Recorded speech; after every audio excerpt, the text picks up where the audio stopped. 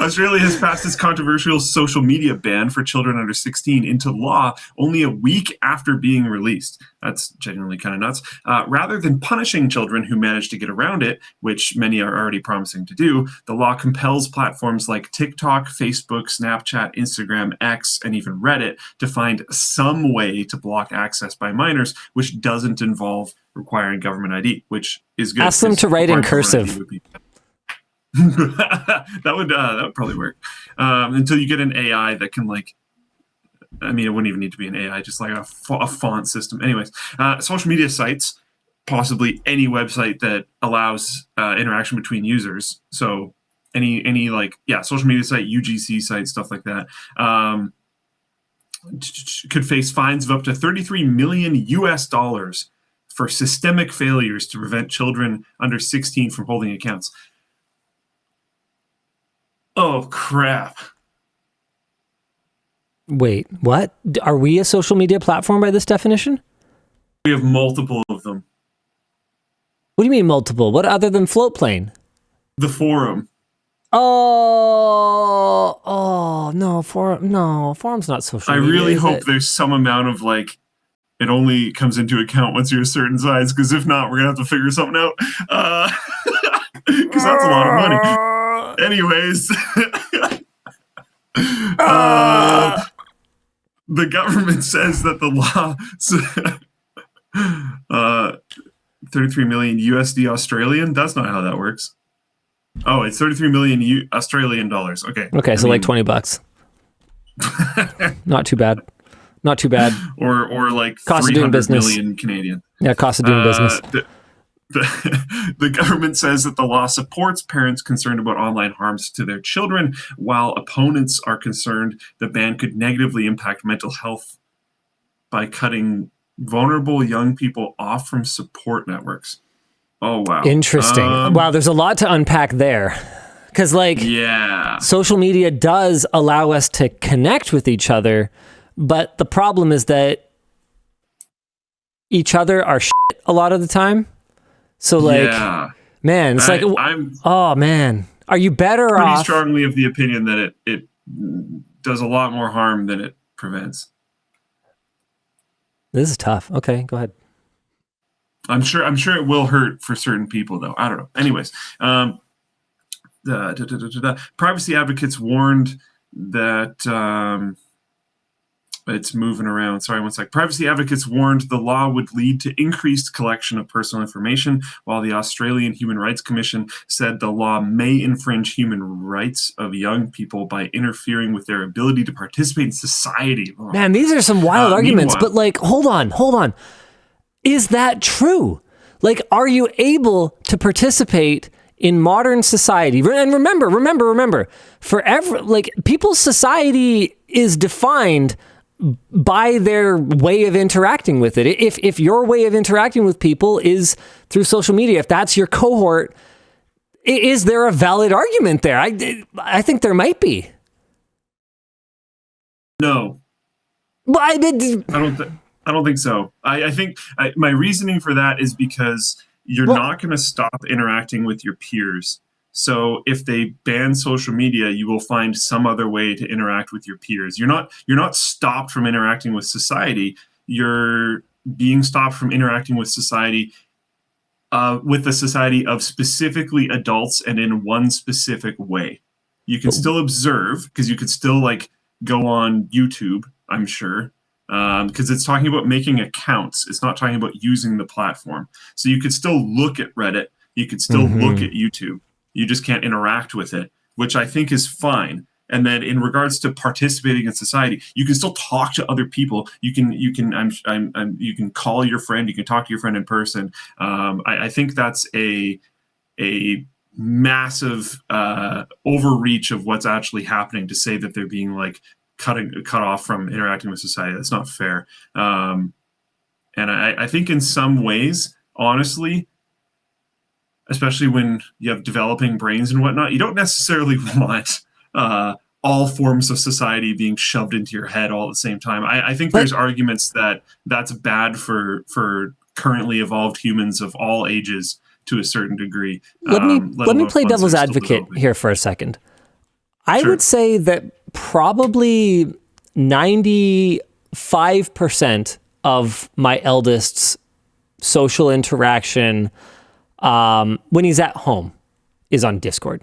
Discord is obviously social media. It's not on the list here, but I would assume that it would be, someone's going to figure out at some point that it's social media, so it'll probably be added to the list. And the problem with that is that the infrastructure that existed before Discord doesn't exist anymore. Like there is. Oh, it's still there. No. Hold on. TeamSpeak's still around. No. Hold on. I'm going even farther back than that. Because TeamSpeak would still be a social platform potentially. So we got to go farther back than that. The landline is not part of the family home anymore. Like there is no way. Even if I'm like, here, son or daughter, borrow my cellular telephone. There's no one for them to call. It's weird. Like it's not taboo, but it's not normal for, one of my kids' friends to call my phone. That would be not normal. That would be weird. Like we have these boundaries that exist around cell phones that sort of come from the time when the cell phone was separate from the landline home phone, but those landline home phones went away. There is no phone number for my kids to call to talk to their friends. So if they don't interact online, how do they talk to them when they aren't at school together, when they aren't already in the same physical room? And I'm not saying that this is insurmountable. I'm playing devil's advocate a little bit here on purpose because for better or for worse, this is the communication lifeline that they have to each other that they're used to. And cold turkey may not be ideal. I've got a few opinions on this. I think if you look at the list of things that they mentioned, I don't necessarily know that Discord would be on there. I think it would be, but I'm not certain because TikTok, Facebook, Snapchat, Instagram, X, Reddit, all of these are big feeds of information. You jump on, it's forcing content into your face. Something like TeamSpeak, especially, but also Discord, you are more joining things. When you set up Discord by default, there's nothing. And then you join a server, right? There's some action that you have to take. On X or whatever, there's a home feed. On Reddit, there's a home feed, Facebook home feed, TikTok home feed. All of these things have a feed of information that is given to you no matter what. I think it's different. I don't know how this law would view Discord. Maybe it is included, maybe it's not. But something that I would really push is that I guarantee you day zero, people are going to figure out how to interact with each other in some way. I think the comment that you made and one of the comments in here talking about how they can't participate in society are both assuming that humans somehow, for some reason, for the first time in however many years you believe in, decided to stop innovating, which just makes no actual sense. People are going to communicate. There's going to be a way. So I'm not personally super concerned about that. I don't know. I think there'll be growing pains for sure. I think you underestimate the inertia of being used to something. I completely believe that. I think there will be growing pains 100%. What my whole day zero thing wasn't like it'll be good day zero. My point was that people will be trying things, working on things day zero. It might take a pretty considerable amount of time. But I also think that that's okay. I don't think that we should not do things because there is any amount of downside. I think we should recognize that there is a immense and extremely deeply rooted negative impact of having kids on social media. I think social media of all kinds is genuinely like a negative thing for a lot of society. I think there are positives to it, but I do think for the most part it negatively weighs on a lot of people. Doom scrolling, if you have there's this whole concept that like relaxation and rest is actually very important, and there's been some studies, some looking into this recently, that people aren't receiving the amount of relaxation and rest that they should have, because you're going to work and stressing, and then you're coming home and your rest time is it's actually like hyper stimulated, etc., which is extreme stimulation and extreme stress, because the stuff that's working really well on those platforms is negativity. It's really bad news. It's all these, it's fighting. It's, when you work and you have a stressful day and then you go home and you fight people on Twitter, you're not resting. Here's a pitch. Sleep stressed out. Here's a pitch from Floatplane Chat, from Alon.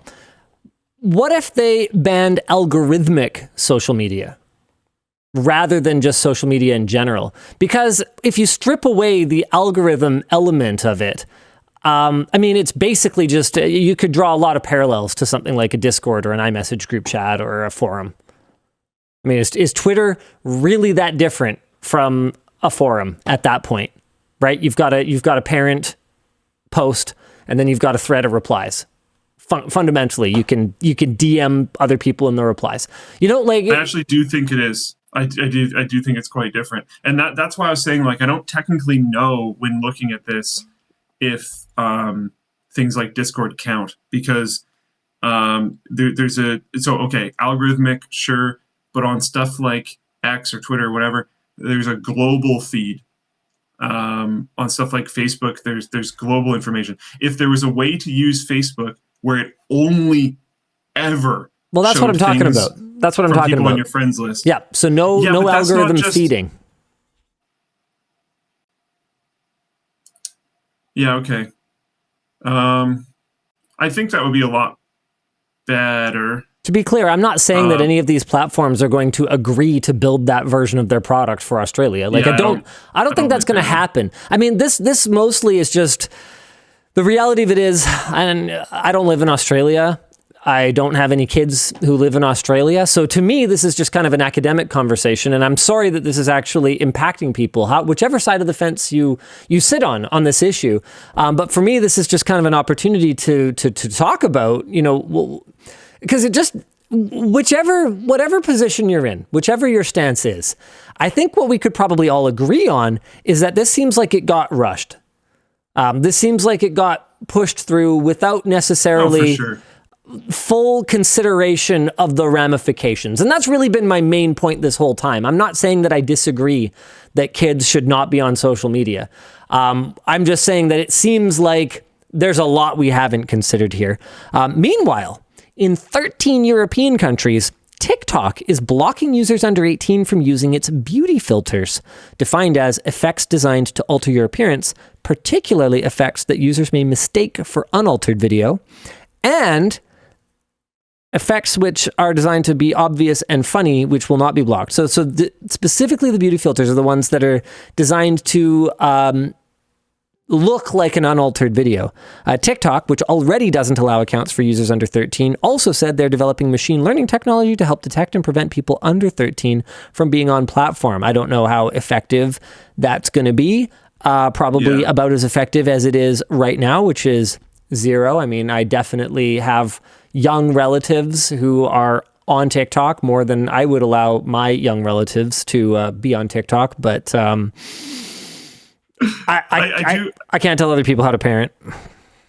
I think the thing that I would add before we go on is that I think much more siloed experiences like Discord, I think I'm wildly more okay with. I don't know. Discord can be pretty Wild West, man.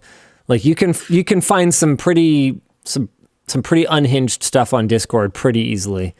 100% if you join the certain servers that have that. But I think it's, in my opinion, it's a lot easier to, as not a parent, I have to assume as a parent that it would be easier to watch Discord usage.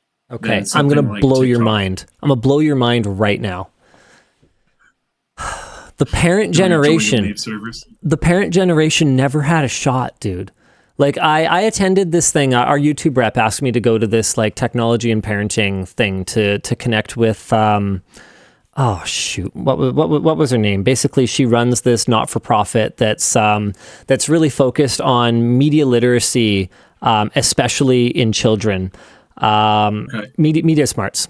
So they're a Canadian not-for-profit. So she really wanted me to connect with her. And the presentation was totally pointless for me. It was like very basic. It was like very 1,000-foot view of like, the importance of talking to kids and, what does managing screen time mean and stuff like that, right? But one thing that I thought was really interesting about the conversation. Oh, shoot. How did I get kicked onto this? Where were we? Nope. Now I've forgotten. Crud. Does anyone remember? Controls. I was talking about Discord, using Discord. Yes, Discord. Okay. So one of the things that I thought about, and that was part of my conversation when I was chatting with her, was that, we're having this conversation where we talk about, best practices for, guiding our children's online interactions and, supervising screen time rather than limiting it or using parental control software. Like actually, like it was good. It was a good chat. It was like, healthy parenting guidance, actually. It was really good. But I basically told her, I was like, look, something that I think is kind of missing in this sort of an academic discussion is that the average parent is not equipped to do the things that you're asking them to do. The vast majority of the parents that I talk to, and these are parents like my-ish age. Like I'm a relatively young parent in my son's cohort, but I'm not that young anymore by the time we make it to my second daughter's cohort. Just because like Yvonne and I had kids pretty young relative to other millennials. So you got to get to like our third kid by the time I'm sort of the same age as people whose first kid is the same age as my youngest. So I'm running into people like my age, people who grew up on MSN Messenger and Habbo Hotel, and the majority have no idea what the Discord even is, let alone how to tell what servers their kids are on and how to go look through their history or figure out who they're friends with or even know what that cute little ghost face icon even means. They don't know. They don't understand.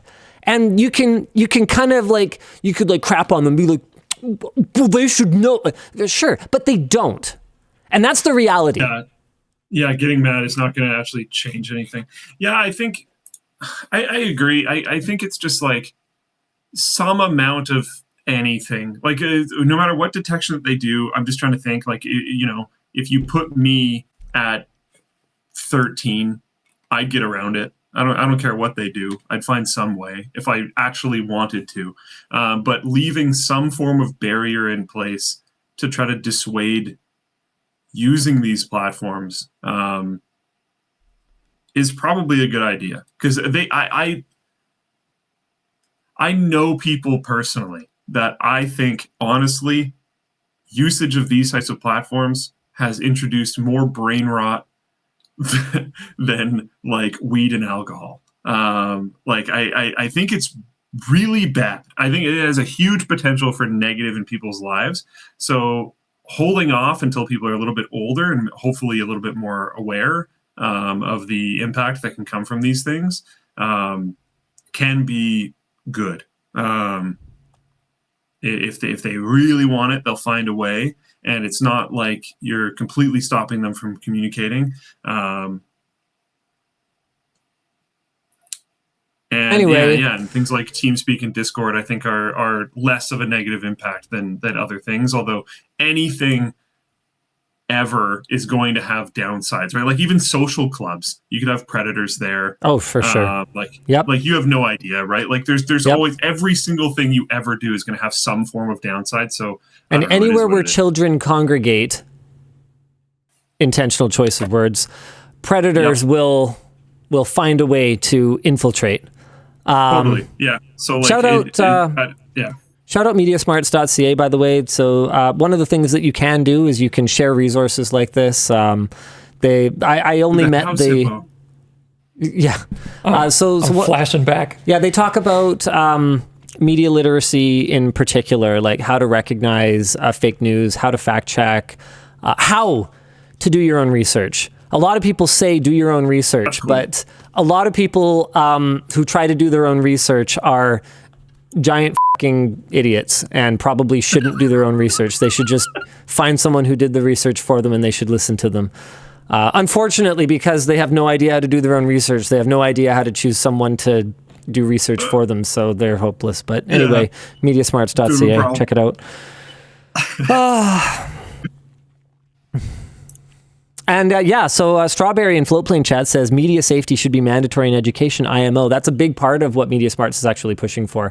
And one of their big frustrations, and we're very much like our southern neighbors this way, is that our educational curriculum is handled at a provincial level rather than at a federal level. So instead of them, with their very limited resources and money, lobbying one body, right, at a federal level, they have to go around and they have to lobby at a provincial level to try to get this stuff integrated into the platform to try to build these resources. So it's an important mission. It's extremely challenging.